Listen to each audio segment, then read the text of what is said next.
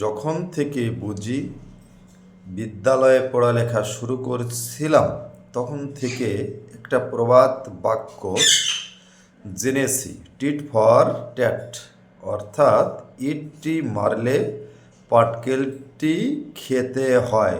আরেকটা শিখেছিলাম অ্যাসিউসো সয়ু রেপ, অর্থাৎ যেমন কর্ম তেমন ফল।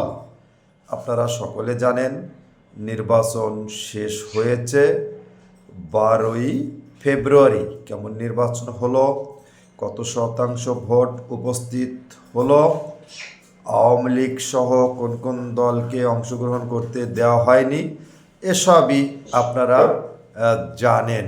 নির্বাচনের পরবর্তী অবস্থা কেমন চলছে অজানা কারো নেই।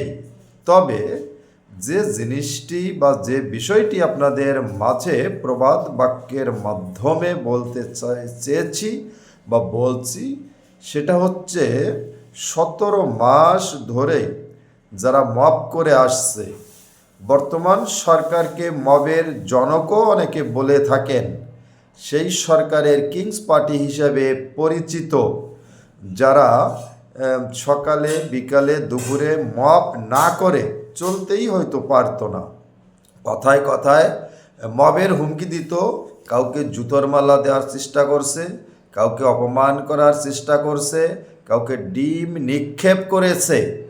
গতকাল শুনতে পেয়েছি বা পেলাম বা আজও শুনছি, তারা এখন নিরাপত্তাহীনতায় ভুগছে তাদের নেতাকর্মী, অর্থাৎ এনসিপি, যারা ইউনূস সরকারের কিংস পার্টি হিসেবে পরিচিত। এখন তারা বলছে তাদের নেতাকর্মীরা হামলার সম্মুখীন হচ্ছে, তাদের বাড়িঘরে হামলা হচ্ছে। কারা করছে? বিএনপির উপর দোষ দিচ্ছে। এই সময় আওয়ামী লীগ নেই, অতএব জনগণ বিএনপিকে ভোট দিয়েছে, পর্যাপ্ত ভোট দিয়েছে, একক সংখ্যাগরিষ্ঠতা লাভ করেছে, অর্থাৎ নিরঙ্কুশ সংখ্যাগরিষ্ঠতা লাভ করেছে।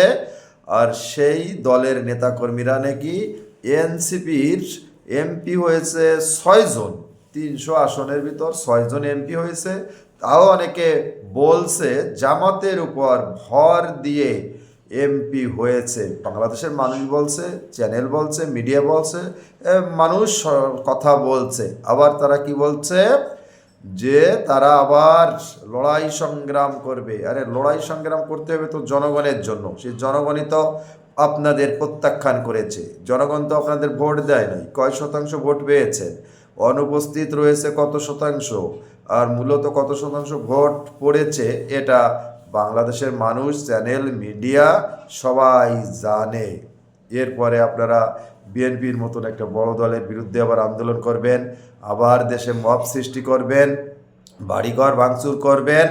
আপনারা 18 মাস ধরে যারা বাড়িঘর ভাঙচুর করছেন, মবের সৃষ্টি করছেন, এখন আপনাদের উপর সেইগুলো যদি শুরু হয়, এটা পড়ালেখা অনেকেই জানেন, কেউ বিশ্ববিদ্যালয়ে পড়ালেখা করেছেন বা আমরা করেছি, আবার কেউ পড়ালেখা অনেকে করি নাই। তারপরে অনেকে যে বাক্য দুটি, প্রবাদ বাক্য দুটি আমি বলেছি, ইট্টি মারলে পাটকেলটি খেতে হয়, আপনারা মবের সৃষ্টি করেছেন, 18 মাস 17 মাস ধরে মব করেছেন। এখন সেই মব আপনাদের উপর যেতে পারে। আপনারা বাড়িঘর ভাঙচুর করেছেন, আপনাদের লোকজন দেশে লুটপাট, চুরি, ডাকাতি কোনোটি কি বাদ দিয়েছে? সমস্ত ডকুমেন্ট আছে বাংলাদেশে, চ্যানেলে রয়েছে, ভিডিও ফুটেজে রয়েছে, সবাই জানে, পত্রপত্রিকায় লেখালেখি হয়েছে। আবার যেমন কর্ম করছেন তার ফলাফল জনগণ আপনাদেরকে দেখিয়ে দিয়েছে যে জনগণ মব পছন্দ করে না, গালিগালাজ পছন্দ করে না। স্বাধীনতার পরাজিত শক্তি যারা 1971 সালে স্বাধীনতা চায়নি, তাদেরকে জনগণ ভোট দেয়নি এবং বিপুল ভোটের মাধ্যমে দেখিয়ে দিয়েছে বাংলাদেশের জনগণ মুক্তিযোদ্ধাদের পক্ষে, স্বাধীনতার পক্ষে। তারা স্বাধীনতার পরাজিত শক্তিকে ক্ষমতায় দেখতে চায় না। যাই হোক, আপনারা যারা আমার কথাগুলো শুনছেন মিলে দেখেন কেমন কাজকর্ম বর্তমান সরকারের সময়, যেহেতু এখনও সরকার রয়েছে, ইউনূস সরকার হয়তো 2-1 দিনের ভিতর বিদায় নেবে, মবের সৃষ্টি, মবের জনকই ইউনূস সরকারকে বলা হয়। এবং ইউনূস সরকারের কিংস পার্টি হিসেবে পরিচিত এনসিপি বাস্তবায়ন করেছে মবের সাম্রাজ্য। এখন সেই সব নেতাকর্মী যারা মাত্র 6টি সংসদীয় আসনে জয়লাভ করেছে, তাও অনেকে বলছে জামাত ইসলামের উপর ভর করে হয়েছে, তারা আবার বলছে দেশে আন্দোলন করবে, মিছিল করবে, মিটিং করবে, জনগণ যাদের প্রত্যাখ্যান করেছে। এ বিষয়ে আপনারা আপনাদের মতামত কমেন্ট বক্সে উল্লেখ করবেন বলে আশা রাখছি। সবাই নিরাপদে থাকবেন, সুস্থ থাকবেন। আমরা সকলে জানি পরম করুণাময় স্রষ্টা সর্বশক্তিমান আমার আপনার সকলের কর্মের ফলাফল তিনি দিয়ে থাকেন।